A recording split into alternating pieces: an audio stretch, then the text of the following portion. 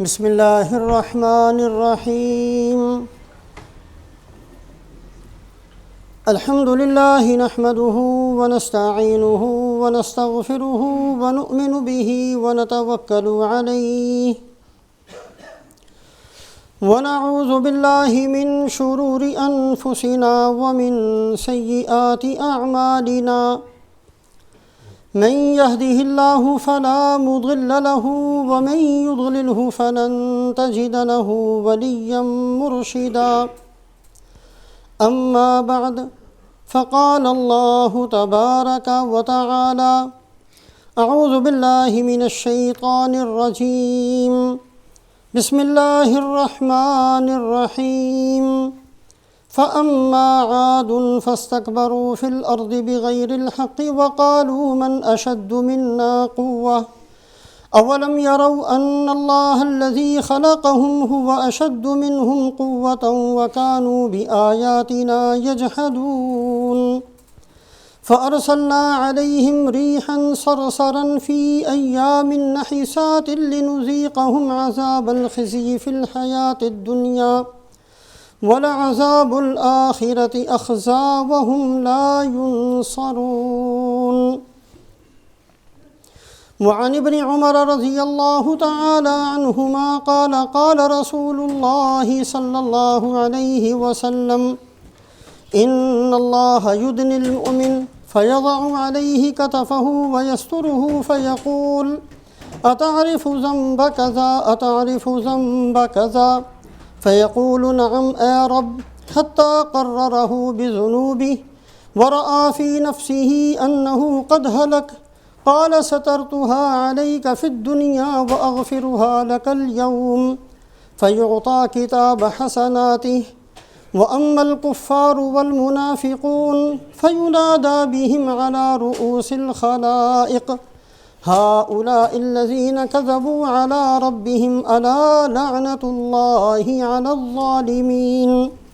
أو كما قال رسول الله صلى الله عليه وسلم۔ ایک معمولی اور ایک ادنا مسلمان ہونے کی حیثیت سے ہم سب اس بات کو جانتے ہیں کہ قیامت والے دن بڑی عزت و آبرو والا ہوگا وہ آدمی، بڑے نصیبے اور مقدر والا ہوگا وہ بندہ،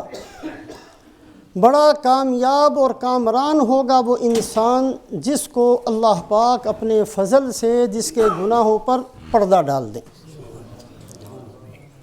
اس لیے کہ جتنے بھی انسان دنیا کے اندر آئے ہیں سوائے انبیاء علیہم الصلوات و تسلیمات کے سب گناہ گار ہیں۔ خود رسول پاک علیہ السلام فرماتے ہیں ان کل بنی آدم خطا، جو آدم علیہ السلام کی اولاد میں سے جو بھی آیا، نبیوں کے علاوہ انبیاء علیہم الصلوات و تسلیمات معصوم ہیں، اللہ کی حفاظت میں ہیں، کسی گناہ کے قریب نہیں جاتے ہیں۔ لیکن نبیوں کے علاوہ ہر آدمی خواہ کتنا ہی نیک ہو، کتنا ہی تہجد گزار ہو، کتنا ہی صالح ہو، کتنا ہی محدث اور مفسر ہو، کتنی ہی اس نے عبادت کی ہو، لیکن گناہ بہت سارے دانستہ نادانستہ انسانوں سے ہو جاتے ہیں۔ ہر انسان کے نامہ اعمال میں ہزاروں لاکھوں گناہ موجود ہوں گے، لیکن قیامت والے دن جس بندے پر اللہ پاک ستاری فرما دیں گے اور اس کے گناہوں پر پردہ ڈال دیں گے، یہ آدمی بڑا خوش نصیب آدمی ہوگا، بڑی عزت والا سمجھا جائے گا، بہت بڑی کامیابی کامرانی اس کے حصے کے اندر آ جائے گی جس پر اللہ پاک پردہ ڈال دیں گے۔ قیامت والے دن جن لوگوں پر پردہ نہیں ڈالا جائے گا اور جن کو ذلیل و رسوا کر دیا جائے گا، یہ ذلت اور رسوائی کتنی سخت چیز ہے اور کس قدر بری چیز ہے، اس کو سمجھنے کے لیے سورہ حامیم السجدہ کی ابھی جو 2 آیتیں پڑھی ہیں، آیت نمبر 15 اور 16، اس میں اللہ رب العزت نے قوم عاد کو ذکر فرمایا۔ قوم عاد ایسی قوم ہے کہ صرف قوم عاد کو ہی اللہ پاک نے سب سے زیادہ طاقت اور قوت دی۔ دنیا کے اندر بے شمار قومیں آئی ہیں، آتی رہیں گی، بڑی بڑی صاحب کمال قومیں دنیا کے اندر آئیں، بڑے کارنامے سر انجام دیے، بڑی بڑی عمارتیں اور بہت بہت بڑے بڑے کام دنیا کے اندر کیے، لیکن قوم عاد ایسی قوم تھی، اللہ فرماتے ہیں لم یخلق مثلھا فی البلاد، کہ ان جیسے ہم نے کبھی بنائی نہیں۔ اتنی طاقت تھی، اتنی قوت تھی، اتنا قد و قامت تھا کہ ایک آدمی ان میں سے 2 انگلیوں کے ساتھ ایک بہت بڑے مضبوط درخت کو اکھڑ دیا کرتا تھا۔ بڑی طاقت کے مالک تھے، بہت زیادہ قوت کے مالک تھے۔ جب حضرت ہود علیہ السلام محنت فرماتے ہیں، تکبر اور گھمنڈ کے اندر فرماتے ہیں کہ کہتے ہیں من اشد منا قوہ، ہمیں کس لیے ڈراتے ہو، کس عذاب سے ڈراتے ہو، کس مصیبت سے ڈراتے ہو، جہنم سے ہمیں ڈراتے ہو، ہم سے زیادہ کون طاقتور ہے، ہم سے زیادہ طاقت والا تو کوئی ہے ہی نہیں، ہمیں کسی سے ڈرنے کی کوئی ضرورت نہیں ہے۔ یہ قوم عاد جب اللہ رب العزت نے ان کو تباہ و برباد کیا ہے، فَأَرْسَلْنَا عَلَيْهِمْ رِيحًا صَرْصَرًا فِي أَيَّامٍ نَحِسَاتٍ لِنُذِيقَهُمْ عَذَابَ الْخِزْيِ فِي الْحَيَاةِ الدُّنْيَا۔ اللہ فرماتے ہیں کہ جب ہم نے ان کے اوپر عذاب بھیجا ہے، 7 دن 7 راتیں اور 8 دن مسلسل عذاب آیا۔ جتنی قوموں پر عذاب آیا ہے چند لمحات کا عذاب تھا۔ قوم لوط پر عذاب آیا، زمین سے اٹھایا، آسمان تک لے جایا گیا، اوندا کر کے پھینک دیا، ختم ہو گیا مسئلہ۔ قوم شعیب کو چند لمحات کے اندر ختم کر دیا گیا۔ فرعون کو چند لمحات کے اندر ڈبو دیا گیا۔ سب سے طویل اور سب سے لمبا عذاب اگر کسی قوم پر آیا ہے تو وہ قوم عاد ہے۔ بدھ کا دن صبح کے وقت ہوا چلتی ہے، اتنی سخت ہوا کہ ایسے لمبے قد و قامت کے مالک لوگوں کو وہ ہوا اٹھاتی ہے، اوپر لے جا کر پٹخ کر زمین پر مارتی تھی۔ کسی کا بھیجا پھٹتا تھا، کسی کی ہڈیاں ٹوٹتی تھیں، کسی کی ٹانگیں ٹوٹتی تھیں، لیکن کسی پر موت نہیں آتی تھی۔ ہوا دوبارہ ان کو اٹھاتی، پھر پٹخ کر مارتی، پھر اٹھاتی، پھر پٹخ کر مارتی۔ بدھ کے دن صبح کے وقت یہ عذاب شروع ہوا اور اگلے بدھ کی شام تک مسلسل 8 دن اور 7 راتیں یہ عذاب ان پر مسلط رہا۔ یہ لوگ جو اپنے آپ کو بڑا باعزت سمجھتے تھے، وَإِذَا بَطَشْتُمْ بَطَشْتُمْ جَبَّارِينَ، اللہ ان کی عادت کو بیان فرماتے ہیں، ایسے سخت لوگ تھے، کسی کو معاف کرنا اپنی توہین سمجھتے تھے، جس پر ہاتھ ڈالتے تھے بڑا مضبوط ہاتھ ڈالتے تھے، جس کے پیچھے پڑتے تھے اس کو ختم کر کے چھوڑتے تھے۔ طاقت تھی، قوت تھی، گھمنڈ تھا، تکبر تھا۔ اللہ رب العزت نے ان کو ختم کیا اور ایسی ذلت اور رسوائی کے ساتھ کہ مسلسل 8 دن اور 7 راتیں پٹخ پٹخ کر ہوا ان کو زمین پر پھینکتی تھی، اور 8ویں دن جا کر ان کی روح نکلی تاکہ ہر آدمی اپنی بے بسی کو دوسرے کے سامنے دیکھ سکے۔ یہ سب کچھ اللہ نے بیان کرنے کے بعد کیا فرمایا؟ اس کو کبھی غور فرمائیں۔ اللہ فرماتے ہیں کہ یہ ہم نے ان پر عذاب بھیجا، وَلَعَذَابُ الْآخِرَةِ أَخْزَىٰ وَهُمْ لَا يُنصَرُونَ۔ کوئی یہ نہ سمجھے کہ بہت سخت عذاب تھا، یہ تو کچھ بھی نہیں تھا، یہ تو معمولی چیز تھی، صرف 1 ہفتے کے اندر ختم ہو گیا۔ مصیبت تھی لیکن اس کی انتہا ہو گئی۔ وَلَعَذَابُ الْآخِرَةِ أَخْزَىٰ وَهُمْ لَا يُنصَرُونَ، اور جو قیامت کو ہم ان کو عذاب دیں گے وہ عذاب بہت بڑی ذلت اور رسوائی کا عذاب ہوگا۔ کوئی ان کی مدد نہیں کر سکے گا، نہ باپ بیٹے کے کام آئے گا، نہ اولاد باپ کے کام آئے گی۔ وَلَعَذَابُ الْآخِرَةِ أَخْزَىٰ وَهُمْ لَا يُنصَرُونَ۔ قیامت کے دن جس کے گناہوں کو کھول دیا جائے گا، جس کو ذلیل و رسوا کر دیا جائے گا، یہ انسان انتہائی بدقسمت، انتہائی ناکام، انتہائی ذلت و رسوائی والا یہ بندہ ہوگا، اور اللہ کے نزدیک جس بندے کے گناہوں پر پردہ ڈال دیا جائے گا یہ بندہ بڑی عزت والا سمجھا جائے گا۔ رسول پاک علیہ السلام کی برکت سے اللہ پاک نے جو ایمان والوں کے بارے میں ایک بہت بڑی نعمت کو ذکر فرمایا سورہ تحریم کے اندر، اللہ فرماتے ہیں یوم لا یخزی اللہ النبی والذین آمنوا معہ، اللہ کے نبی صلی اللہ علیہ وسلم کا مقام اور مرتبہ بہت بڑا، جنہوں نے آپ کا ساتھ دیا ہے اللہ قیامت والے دن ان کو بھی ذلیل و رسوا نہیں فرمائیں گے۔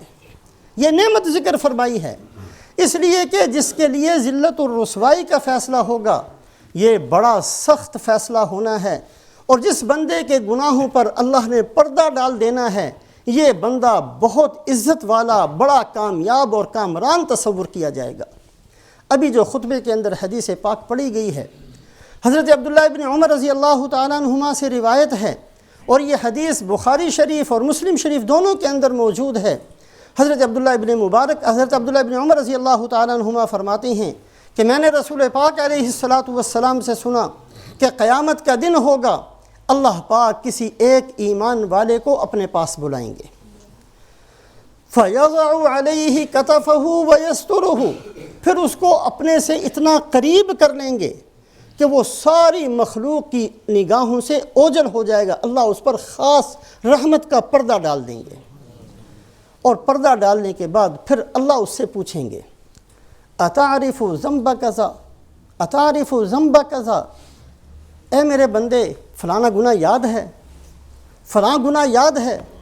فلانی رات کو تو نے یہ کیا تھا، فلاں دن تو نے یہ کیا تھا، یاد ہے؟ اللہ پاک اس کے گناہوں کو گنوانا شروع کریں گے۔ وہ ہر گناہ کو سن کر جواب میں کہے گا نعم اے رب، اے اللہ واقعی میں نے کیا تھا، کوئی عذر نہیں ہے، مجھے یاد ہے، میں گناہ گار ہوں۔ حتیٰ قررہ بذنوبہ، یہاں تک کہ اللہ پاک اس بندے کو اپنی رحمت میں چھپا کر پھر اس کے گناہوں کو بیان کریں گے، گنوائیں گے۔ سارے گناہ اس کے سامنے جب اللہ پاک گنوا چکیں گے، وَرَآ فِي نَفْسِهِ أَنَّهُ قَدْ هَلَكَ، اللہ تو گناہ گنوا رہے ہوں گے، وہ اقرار بھی کر رہا ہوگا، وَرَآ فِي نَفْسِهِ أَنَّهُ قَدْ هَلَكَ، اور دل میں سوچ رہا ہوگا ہو گیا کباڑا، یہ تو اللہ پاک سارے گنوا رہے ہیں، کوئی چھوڑ ہی نہیں رہے، سارے گناہ یہاں میرے موجود ہیں۔ دل کے اندر خیال آئے گا کہ کب یہ لسٹ ختم ہوگی اور کب میرے لیے اللہ فیصلہ فرمائیں گے کہ اٹھاؤ اس کو پھینک دو جہنم میں۔ اپنے دل کے اندر یہ گمان لیے بیٹھا ہوگا، ڈرتا اور کانپ رہا ہوگا کہ ابھی فیصلہ ہوا اور ابھی اٹھا کر جہنم میں پھینک دیا جائے گا۔ جب اللہ پاک سارے گناہ گنوا چکیں گے تو اللہ فرمائیں گے سَتَرْتُهَا عَلَيْكَ فِي الدُّنْيَا وَأَغْفِرُهَا لَكَ الْيَوْمِ، دنیا کے اندر بھی میں نے پردہ رکھا تھا، آج بھی پردہ رکھتا ہوں، بخش دیتا ہوں۔ فَيُعْطَى كِتَابَ حَسَنَاتِ، یہ تمہارا نامہ اعمال ہے، جتنے گناہ تھے وہ سارے میں نے نکال لیے ہیں، جتنی نیکیاں تھیں وہ اس کے اندر موجود ہیں، جاؤ۔ صرف نیکیوں کو باقی رکھیں گے، گناہوں کو نکال کر، مٹا کر، چھپا کر، دھو کر اللہ پاک نامہ اعمال اس کے ہاتھ میں دے دیں گے۔ فَيُعْطَى كِتَابَ حَسَنَاتِ، بڑی عزت والا ہوگا وہ آدمی، بہت بڑی کامیابی اور کامرانی والا ہوگا قیامت والے دن وہ بندہ جس کے گناہوں پر اللہ اپنے فضل سے پردہ ڈال دے۔ بہت ساری آیات شریفہ اور بہت ساری روایات کے اندر غور کرنے سے پتہ چلتا ہے کہ یہ بہت بڑی عزت ہوگی قیامت والے دن۔ یہ عزت مل کیسے سکتی ہے؟ یہ نعمت ہم حاصل کیسے کر سکتے ہیں؟ ہم سب اس چیز کے محتاج ہیں، اس لیے کہ ہم میں سے کوئی بندہ ایسا نہیں جو کہے میرے پاس کوئی گناہ نہیں ہے اور میرے پاس صرف نیکیاں ہی نیکیاں ہیں اور میں نے تو سیدھا ہی جنت میں چلے جانا ہے۔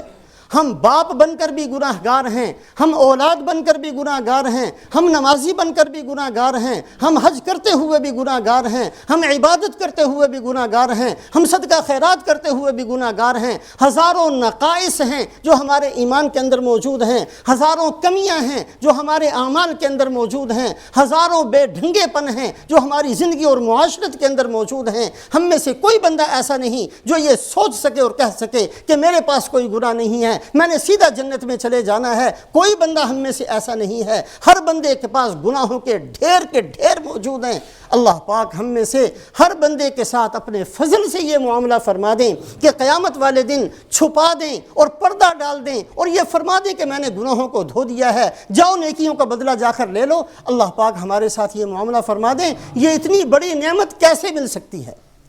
آج کی مختصر سی مجلس کے اندر اس چیز کو پلے باندھنا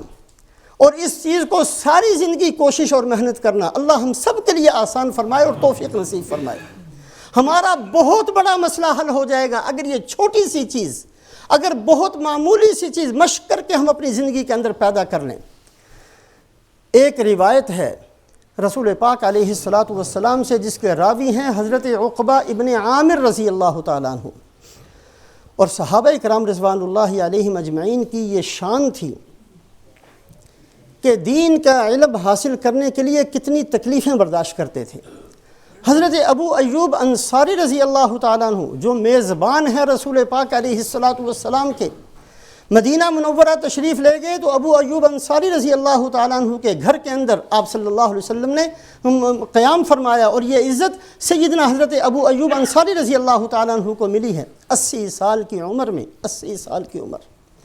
مدینہ سے مصر کا سفر کیا۔ حضرت عقبہ ابن عامر رضی اللہ تعالیٰ عنہ مصر چلے گئے تھے، ان کی خدمت میں حاضر ہوئے، جا کر اپنی سواری سے نیچے اترے ہیں، نہ کھایا ہے نہ پیا ہے، اور حضرت عقبہ ابن عامر سے فرمانے لگے کہ ایک حدیث آپ صلی اللہ علیہ وسلم نے بیان فرمائی تھی، جتنے لوگوں نے سنی ان میں سے میں باقی ہوں یا آپ باقی ہیں، باقی دنیا سے جا چکے، اس حدیث کے الفاظ دوبارہ سننے کے لیے مدینہ سے میں ملک مصر کے اندر آیا ہوں، مجھے رسول پاک علیہ السلام کی وہ حدیث پاک سنا دیجئے۔ حضرت عقبہ ابن عامر رضی اللہ تعالیٰ عنہ نے حدیث سنائی کہ میں نے رسول پاک علیہ السلام سے سنا، من ستر مؤمنا علی عورت سترہ اللہ یوم القیامہ، جس آدمی نے کسی مسلمان کے عیب کو چھپا دیا اللہ قیامت والے دن اس پر پردہ ڈال دیں گے، اس کے گناہوں کو چھپا دیں گے۔ کتنی آسان سی چیز ہے، کتنا بہت آسان کام ہے۔ آج جس معاشرے کے اندر ہم رہتے ہیں، میڈیا کا ایک دور ہے، ہر ایک کو ذلیل کرنا، ہر ایک کو رسوا کرنا، ہر ایک کے عیوب کو تلاش کرنا، اس کا اشتہار دینا، اس کو عام کرنا اور لوگوں کے سامنے اس کے اوپر اپنا وقت ضائع کرنا ایک عام سی چیز ہے۔ ایسے معاشرے کے اندر اس عادت کو اختیار کر لینا کہ ہم نے کسی مسلمان کے عیب کو دیکھا ہے تو ہم نے نہیں دیکھا، سنا ہے تو ہم نے نہیں سنا، ہم نے پردہ ڈال دینا ہے، ہم نے معاملہ بھی اسی طرح کرنا ہے جیسے اس کے اندر کوئی عیب نہیں، ہم نے اس کا عیب کبھی بھی کسی کے سامنے بیان نہیں کرنا۔ یہ حضرت ابو ایوب انصاری رضی اللہ تعالیٰ عنہ حدیث سنتے ہیں، ملک مصر جا کر سنتے ہیں اور وہاں سے واپس آتے ہیں، ابھی کجاوا نہیں کھولتے، لوگوں کو اکٹھا کر کے کہتے ہیں کہ رسول پاک علیہ السلام نے یہ حدیث فرمائی تھی، میں سن کر آیا ہوں، تم بھی اس بات کے گواہ رہنا، اور اس کے بعد اپنے گھر جاتے ہیں۔ دوسری حدیث ہے امام بخاری رحمۃ اللہ علیہ نے ادب المفرد، امام بخاری رحمۃ اللہ علیہ کی بہت ساری کتابیں ہیں، بخاری شریف بھی ہے، ادب المفرد بھی ایک حدیث کی کتاب ہے، امام بخاری رحمۃ اللہ علیہ نے لکھی ہے۔ اس کے اندر حضرت امام بخاری رحمۃ اللہ علیہ فرماتے ہیں کہ رسول پاک علیہ السلام نے فرمایا کہ جو بندہ کسی مسلمان کے عیب کو چھپا دے گا، اللہ پاک اس کو اتنا اجر و ثواب دیں گے گویا کہ زندہ گاڑ دی گئی لڑکی جو اپنی قبر میں پہنچ گئی ہے، اس بندے نے اس کو زندہ کر دیا۔ زمانہ جاہلیت کے اندر لڑکیوں کو زندہ درگور کر دیا جاتا تھا، ایک عادت تھی، جو بیٹی پیدا ہوئی اس کو گاڑ دیا،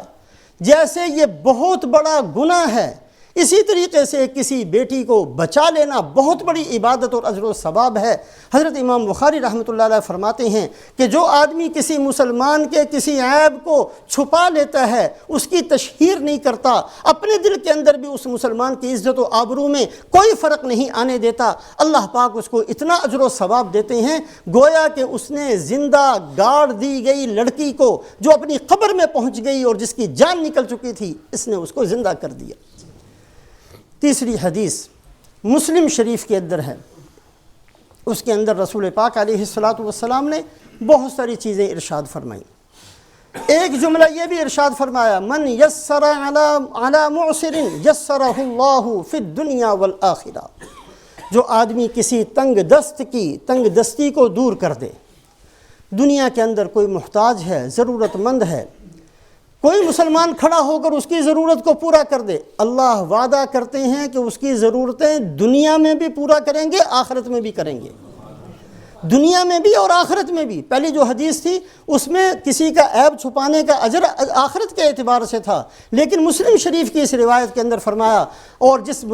مسلمان نے کسی مسلمان کے عیب کو چھپا لیا، اللہ دنیا میں بھی اس پر ستاری کا معاملہ فرمائیں گے اور آخرت میں بھی فرمائیں گے۔ دنیا کے اندر بھی اللہ پاک ایسے اسباب پیدا فرما دیں گے کہ اس کے عیوب لوگوں کو نہیں پتہ چلیں گے اور اس کے عیوب ظاہر نہیں ہوں گے، اس کو شرمندگی کا سامنا نہیں کرنا پڑے گا، اور قیامت والے دن اس کے نامہ اعمال کے اندر جتنے گناہ ہوں گے اللہ اس کو نکال کر صرف نیکیوں کو باقی رکھ کر فرمائیں گے فَيُعْطَى كِتَابَهُ کتاب حسناتی، اللہ اس کی نیکیوں کا نامہ اعمال اس کے حوالے کر دیں گے۔ تو 3 روایتیں کہ ایک آدمی دوسرے مسلمان کے عیب کو چھپائے، اس کے فضائل۔ ایک صحابی رسول پاک علیہ الصلوۃ کی خدمت میں حاضر ہوئے، بہت گھبرائے ہوئے، روتے ہوئے، پریشان، آ کر کہا یا رسول اللہ مجھ سے بہت بڑا گناہ ہو گیا، ہلاک کر دینے والا گناہ میں نے کر لیا۔ آپ صلی اللہ علیہ وسلم نے یہ نہیں پوچھا کہ کیا کر کے آئے ہو، نہیں پوچھا کیا گناہ ہوا، نہیں پوچھا،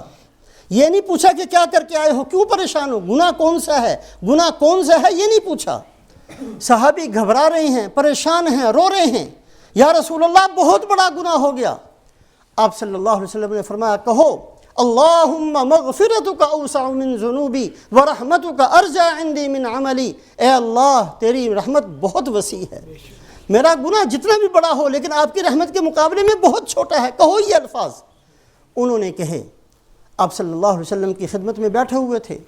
تھوڑی سی دیر گزری، پھر ان کے دل کے اندر خوف کا غلبہ ہوا، پھر چیخنا چلانا شروع کیا، یا رسول اللہ آپ کے کہنے سے الفاظ تو میں نے کہہ دیے ہیں لیکن شاید آپ کو اندازہ نہیں ہے کہ میرا گناہ بہت بڑا ہے، بہت بڑا گناہ کیا ہے میں نے۔ آپ صلی اللہ علیہ وسلم نے پھر نہیں پوچھا کہ بھائی کیا کر کے آؤ، نہیں پوچھا، پھر فرمایا کہ کہو اللہم مغفرتک اوسع من ذنوبی ورحمتک ارجع عندی من عملی۔ اس نے پھر کہا، آپ صلی اللہ علیہ وسلم کی خدمت میں بیٹھے ہوئے، تھوڑی سی دیر گزری، پھر خوف کا غلبہ ہوا اور پھر وہ چیز دل کے اندر آئی کہ آخرت میں کیا بننا ہے، پھر روتے ہوئے کہا یا رسول اللہ صلی اللہ علیہ وسلم آپ کے فرمانے سے الفاظ تو میں نے کہہ دیے ہیں لیکن میرا گناہ بہت بڑا ہے، بہت بڑا جرم میں نے کیا ہے۔ آپ صلی اللہ علیہ وسلم نے تیسری دفعہ بھی نہیں پوچھا کہ کیا کر کے آئے ہو، تحقیق نہیں کی کہ بتاؤ تو صحیح کیا کر کے، نہیں پوچھا، بلکہ تیسری دفعہ پھر یہی فرمایا کہو اللہم مغفرتک اوسع من ذنوبی ورحمتک ارجع عندی من عملی۔ ان صحابی نے یہ الفاظ کہے، آپ نے فرمایا کہ جاؤ اللہ نے تیرا گناہ جو بھی تھا اس کو بخش دیا۔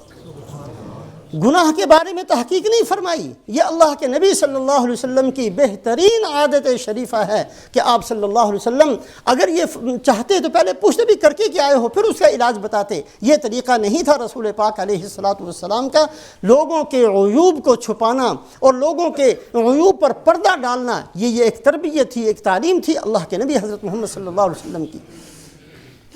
حضرت ماعز رضی اللہ تعالیٰ عنہ کا قصہ حدیث پاک کے اندر موجود ہے اور کئی روایات کے اندر آتا ہے۔ حضرت ماعز رضی اللہ تعالیٰ عنہ، ان سے زنا ہو گیا، بہت بڑا جرم ہے، بہت بڑا گناہ ہے۔ جب یہ کر چکے تو چونکہ بچپن میں یتیم تھے اور ان کی پرورش کی تھی حضرت حزال نے، حزال انہی کے قبیلے کے ایک بزرگ تھے، انہوں نے ان کی پرورش کی تھی، لہٰذا اس اعتبار سے یہ سب سے پہلے ان کے پاس گئے اور جا کر کہا جی غلطی مجھ سے بہت بڑی ہو گئی ہے، مجھے کیا کرنا چاہیے، مجھ سے یہ گناہ ہو چکا، میں کر چکا یہ گناہ، اب مجھے مشورہ دیں کہ میں کیا کروں۔ حضرت حزال رضی اللہ تعالیٰ عنہ نے فرمایا کہ ایسے کرو، رسول پاک علیہ السلام کے پاس جاؤ اور آپ کے سامنے جا کر اقرار کر لو۔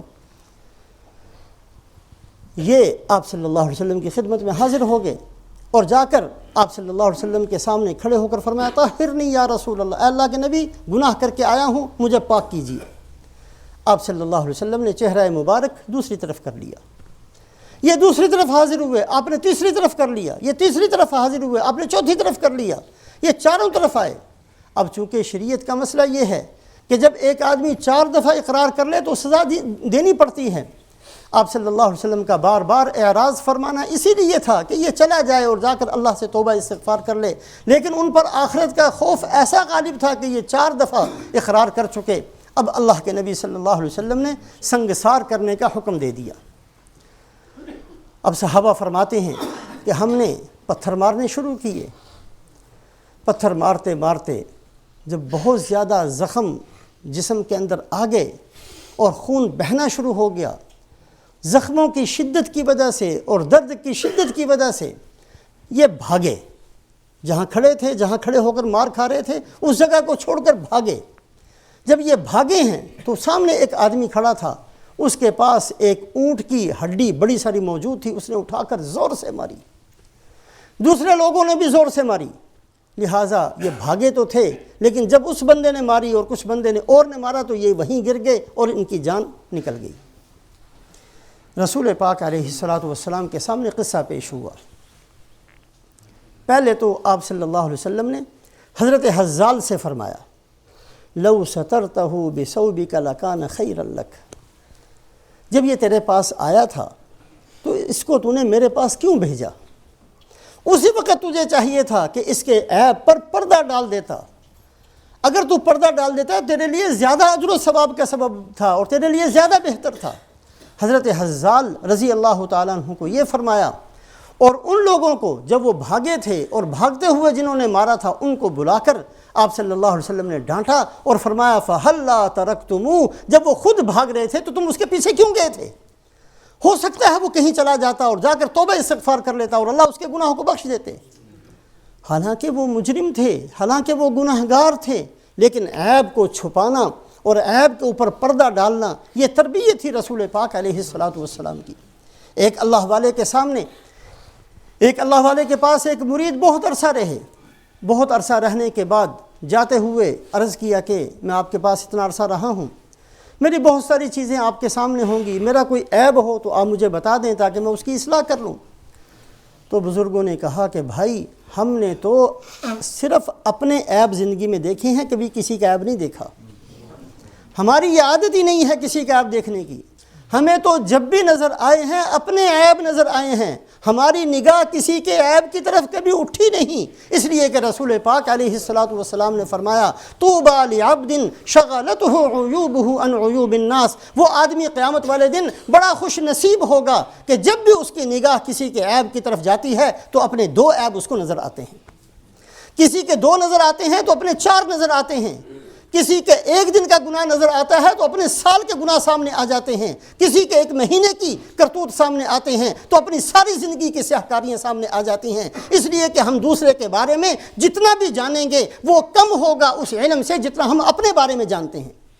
ہم میں سے ہر آدمی جانتا ہے وہ راتیں میں نے گزاری ہیں، وہ دن میں نے گزارے ہیں، وہ غیبتیں میں نے کی ہیں، وہ گناہ میں نے کیے ہیں، میں خود اپنے گناہوں سے سب سے زیادہ واقف ہوں۔ اگر میں کسی کے بارے میں بھی زیادہ سے زیادہ علم رکھوں گا تو وہ علم کا ایک جز ہوگا، ایک حصہ ہوگا، میں کسی کی زندگی کے بارے میں مکمل طریقے سے نہیں جان سکتا، اپنی زندگی کے بارے میں سب سے زیادہ جان سکتا ہوں۔ جب ایک آدمی دوسرے بندے کو دیکھتا ہے تو یہ سوچے کہ اس کا تو تھوڑا سا حصہ میرے سامنے ہے، میری اپنی زندگی تو ساری میرے سامنے ہے، میرے کرتوت میرے سامنے ہے۔ طوبیٰ لعبد شغلتہ عیوبہ عن عیوب الناس، بڑا خوش نصیب ہے قیامت والے دن وہ آدمی جس کے عیب اس کو دوسروں کی طرف دیکھنے ہی نہ دے، کبھی بھی اس کی نگاہ دوسرے کے عیب کی طرف پڑے ہی نہیں، یہ آدمی قیامت والے دن بڑا خوش نصیب ہوگا۔ حضرت موسیٰ علیہ السلام حدیث پاک کے اندر آتا ہے ایک دفعہ ان کے زمانے میں قحط پڑا اور قحط بڑا شدید تھا، اتنا سخت قسم کا قحط کہ لوگوں نے مردار کھانے شروع کر دیے۔ حضرت موسیٰ علیہ السلام سب کو لے کر ایک میدان کے اندر تشریف لے گئے، اور جو ایک طریقہ ہے شریعت مطہرہ کا کہ صلاۃ الاستسقاء پڑھی جاتی ہے، حضرت موسیٰ علیہ السلام نے سب کو ساتھ لے جا کر باران رحمت کے لیے، بارش کے لیے ایک نماز پڑھائی۔ آسمان سے وحی آئی کہ آپ جتنی چاہیں نمازیں پڑھاتے رہیں، تمہاری دعائیں کرتے کرتے تم سب کے ہونٹ خشک بھی ہو جائیں تو میں نے بارش نہیں بھیجنی۔ اے اللہ، آپ اپنے بندوں پر بڑے مہربان ہیں، یہ آپ نے کیا فرما دیا، کیا فیصلہ فرما دیا؟ اللہ نے فرمایا کہ اس مجمع کے اندر ایک آدمی ہے جس کی عادت یہ ہے کہ اس کا عیب اس کے پاس، اس کا عیب اس کے پاس، اس کا عیب اس کے پاس، اس کے علاوہ کوئی کام ہی نہیں ہے اس کو۔ یہ لوگوں کے عیوب دوسروں کے سامنے بیان کرتا پھرتا ہے، یہ ایک بندہ ایسا ہے، جب تک یہ بندہ موجود ہے بارش نہیں ہوگی، کتنی چاہیں دعائیں کرتے رہو۔ حضرت موسیٰ علیہ السلام نے کہا اللہ اس کا نام بتا دیجئے، ہم اس کو نکال دیتے ہیں مجمع سے، باقیوں پر تو بارش آ جائے، باقی جو محروم ہیں ان کی محرومیت تو ختم ہو جائے، باقیوں کی مصیبت تو ختم ہو جائے۔ اللہ پاک نے فرمایا کہ میں اگر کسی کو اس جرم پر کہ وہ عیب دوسروں کو بیان کرتا ہے اس پر سزا دیتا ہوں تو میں خود کیوں کسی کے عیب کو بیان کروں۔ اب حضرت موسیٰ علیہ السلام نے لوگوں کو بتایا کہ بھائی ایک بندہ ایسا ہے تم میں سے جس کے اندر یہ جرم ہے، یہ عادت ہے، سب کے سب توبہ استغفار کرو، سب کے سب توبہ استغفار کریں گے تو اللہ پاک اس کی برکت سے اس کے گناہ کو بھی معاف فرما دیں گے، اور اس عادت کو چھوڑ دو۔ اللہ پاک نے اسی وقت بارش برسا دی۔ قرآن پاک کے اندر ایک بہت سخت قسم کا لفظ ہے ویل، ویل کہتے ہیں ہلاکت، بربادی۔ قرآن پاک کے اندر جتنی بد دعا کے کلمات آتے ہیں، ہم میں سے اگر کوئی آدمی کسی کو بد دعا دیتا ہے تو وہ بد دعا ہوتی ہے، اللہ کی مرضی قبول کرے نہ کرے۔ اس لیے کہ حدیث پاک کے اندر آتا ہے کہ جب بھی کوئی بندہ کسی پر لعنت کرتا ہے، کسی کو برا بھلا کہتا ہے، کسی کے لیے بد دعا کرتا ہے تو وہ بد دعا پہلے اوپر جاتی ہے، اوپر جا کر دائیں بائیں پھر کر پھر اس بندے کے پاس جاتی ہے جس کو بد دعا دی گئی ہے۔ اگر وہ بد دعا کا مستحق ہوتا ہے تو وہ بد دعا اس کو لگ جاتی ہے، اور اگر وہ بد دعا کا مستحق نہیں ہوتا، اس بندے نے خام خواہ اس کو بد دعا دی ہے، تو یہ بد دعا، یہ لعنت کا کلمہ واپس اسی بندے کے اوپر آ کر پڑ جاتا ہے جس نے بد دعا دی۔ کسی کو بد دعا دینا کوئی آسان کام نہیں ہے۔ بد دعا دینے سے بعض دفعہ وہ بد دعا کسی کو لگے نہ لگے خود کو لگ جاتی ہے، کسی کو لعنت کرنے سے وہ لعنت دوسروں پر جائے گی کہ نہیں، خود پر آ جاتی ہے۔ تو ہم میں سے کوئی آدمی اگر کسی کو بد دعا دیتا ہے، کوئی برا لفظ کہتا ہے، تو وہ ایک بد دعا کا درجہ ہے، ہو سکتا ہے قبول ہو سکتا نہ ہو۔ لیکن جب اللہ کی طرف سے کسی کے لیے ایسا سخت جملہ ہوتا ہے تو یہ بد دعا نہیں ہوتی، یہ خبر ہوتی ہے کہ یہ ہو چکا، اس لیے کہ اللہ پاک کی دعا قبول کرنے نہ کرنے کا کسی کو اختیار نہیں۔ اللہ جب کہتے ہیں تو یہ اس کا مطلب ہے کہ یہ ہو چکا۔ ویل کا معنی ہے ہلاکت، بربادی، تباہی، اور دوسرا معنی ویل کا ایک جہنم کے اندر ایک بہت بری جگہ ہے کہ جہنم خود اس سے پناہ مانگتی ہے، وہ بھی اس کا نام بھی ویل ہے۔ ویل، اللہ پاک نے قرآن میں اس لفظ کو مختلف جگہوں پر مختلف گناہوں پر ذکر فرمایا۔ ویل لکل افاک اثیم، ہلاکت ہے اس آدمی کے لیے جو جھوٹ بولنے کا عادی ہے، جو جھوٹا ہے، جھوٹ بولنے کا عادی ہے۔ آج کل جھوٹ بولنا ایک فن ہے، فن۔ ایسا جھوٹ بولا کہ کسی کو پتہ ہی نہیں چلا، ایسا جھوٹ بولنا کہ کوئی بندہ پہچان ہی نہ سکے کہ یہ جھوٹ ہے، جھوٹ اور سچ میں فرق نہ رہے۔ ایک صحابی رسول پاک علیہ السلام کی خدمت میں آئے، یا رسول اللہ صلی اللہ علیہ وسلم، ایک ایمان والا ہوتے ہوئے بزدل ہو سکتا ہے؟ آپ نے فرمایا ہاں ہو سکتا ہے، ایمان والا ہے لیکن بزدلی اس کے اندر ہے، بہادری نہیں ہے، اپنا خون بہانا اس کے لیے آسان کام نہیں ہے، ممکن ہے کہ ایمان والا ہوتے ہوئے بزدل ہو۔ یا رسول اللہ، ایک آدمی ایمان والا ہوتے ہوئے بخیل ہو سکتا ہے، ایمان بھی ہے، بخل بھی ہے، خرچ کرنے کو دل نہیں چاہتا۔ آپ نے فرمایا ہاں ایک بندہ ایمان والا ہوتے ہوئے بخیل بھی ہو سکتا ہے۔ اس نے کہا یا رسول اللہ صلی اللہ علیہ وسلم، ایک ایمان والا ہوتے ہوئے جھوٹا بھی ہو سکتا ہے؟ آپ نے فرمایا بالکل نہیں ہو سکتا۔ جو ایمان والا ہے وہ جھوٹا نہیں، جو جھوٹا ہے وہ ایمان والا نہیں۔ ویل لکل افاک اثیم، ہلاکت ہے اس بندے کے لیے جو جھوٹ کا عادی ہے اور گناہوں کا عادی ہے۔ ویل کا لفظ قرآن پاک میں بہت جگہ استعمال ہوا ہے، اور بڑے شدید قسم کے گناہوں پر اللہ رب العزت نے اس لفظ کو استعمال کیا۔ فویل للذین یکتبون الکتاب بایدیہم ثم یقولون ھذا من عند اللہ، ہلاکت ہے ان یہود و نصارہ کے علماء کے لیے جو اپنے ہاتھ سے کسی چیز کو لکھتے تھے اور پھر لوگوں کو کہتے تھے کہ یہ اللہ کی کتاب ہے، یہ تورات ہے، حالانکہ وہ تورات نہیں تھی۔ یہ انجیل ہے، حالانکہ وہ انجیل نہیں تھی، وہ اللہ کا نازل کردہ کلام نہیں تھا، خود بناتے تھے اور بنا کر اس کو لوگوں کے سامنے پیش کرتے تھے اور کہا کرتے تھے کہ یہ اللہ ہی کا کلام ہے۔ فویل للذین یکتبون الکتاب بایدیہم ثم یقولون ھذا من عند اللہ، تو وہاں اللہ پاک نے ویل کا لفظ استعمال کیا۔ قرآن پاک کے اندر بہت سے مواقع ہیں جہاں اللہ پاک اس سخت ترین جملے کو استعمال فرماتے ہیں۔ ہلاکت ہے، بربادی ہے، تباہی ہے اس بندے کے لیے جو اللہ کی کتاب کو لکھتے اور پھر کہتے کہ یہ خود لکھتے اور کہتے کہ اللہ کی کتاب ہے۔ ویل للمطففین، ہلاکت ہے ان بندوں کے لیے جو ناپ تول میں کمی کرتے ہیں۔ اسی طرح سے اللہ پاک نے ایک جگہ فرمایا ویل لکل ہمزۃ لمزہ، ہلاکت ہے اس آدمی کے لیے جو دوسروں کے عیب کو آنکھوں سے بیان کرے یا زبان سے بیان کرے۔ بعض دفعہ آدمی زبان سے نہیں کہتا، آنکھوں سے ایسا اشارہ کرتا ہے کہ دوسرا سمجھ جائے کہ کس عیب کو بتانا چاہتا ہے۔ جس بندے نے دوسرے کے عیب کا اظہار کیا آنکھوں کے اشاروں سے، اس کے لیے بھی ہلاکت ہے، اور جس بندے نے دوسرے کے عیب کو ظاہر کیا زبان سے، اس کے لیے بھی ہلاکت ہے۔ اللہ پاک ہمیں اس ہلاکت سے، بربادی سے محفوظ فرمائے۔ قیامت والے دن بڑا خوش نصیب ہوگا وہ آدمی جس کے گناہوں پر اللہ اپنے فضل سے پردہ ڈال دیں، اور یہ چیز زیادہ مشکل نہیں ہے۔ تھوڑی سی محنت اور مشقت سے اور تھوڑا سا عادت بنانے سے ہم اپنے اندر اس کو ڈال سکتے ہیں اور اپنے اندر اس کو پیدا کر سکتے ہیں۔ آج سے اس بات کی عادت بنا لیں کہ ہم نے کسی کے عیب کو دیکھا ہی نہیں، ہم کسی کے عیب کو نہیں جانتے، ہم انجان ہیں، ہمیں کچھ نہیں پتہ دنیا کے اندر کیا ہو رہا ہے۔ دوسروں کے عیب کو دیکھنا چھوڑ دینا، دوسروں کے عیب کے بارے میں بات کرنا، چیمیں گوئیاں کرنا، کسی سے کسی کا عیب سننا، یہ جو معمولی گناہ ہیں جن کو ہم بہت کثرت سے کرتے کرتے اپنے دلوں کو کالا کر چکے ہیں، اس عادت کو چھوڑنا، اور اس نیت کے ساتھ کہ اگر آج ہم ان کے عیب کو چھپائیں گے، کل قیامت والے دن جب میرے نامہ اعمال کے اندر لاکھوں گناہ ہوں گے، لاکھوں سیاہکاریاں ہوں گی،